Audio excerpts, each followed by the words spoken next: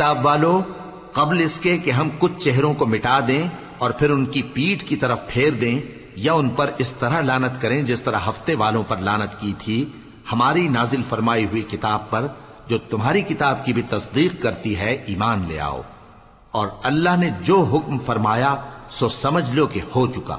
اللہ اس گناہ کو نہیں بخشے گا کہ کسی کو اس کا شریک بنایا جائے، اور اس کے سوا اور گناہ جس کو چاہے معاف کر دے، اور جس نے اللہ کا شریک مقرر کیا اس نے بڑا بہتان باندھا۔ کیا تم نے ان لوگوں کو نہیں دیکھا جو اپنے آپ کو پاکیزہ کہتے ہیں؟ نہیں، بلکہ اللہ ہی جس کو چاہتا ہے پاکیزہ کرتا ہے، اور ان پر دھاگے برابر بھی ظلم نہیں ہوگا۔ دیکھو یہ اللہ پر کیسا جھوٹ طوفان باندھتے ہیں، اور یہی کھلا گناہ کافی ہے۔ بھلا تم نے ان لوگوں کو نہیں دیکھا جن کو کتاب سے حصہ دیا گیا ہے کہ بتوں اور شیطان کو مانتے ہیں، اور کفار کے بارے میں کہتے ہیں کہ یہ لوگ مومنوں کی نسبت سیدھے رستے پر ہیں؟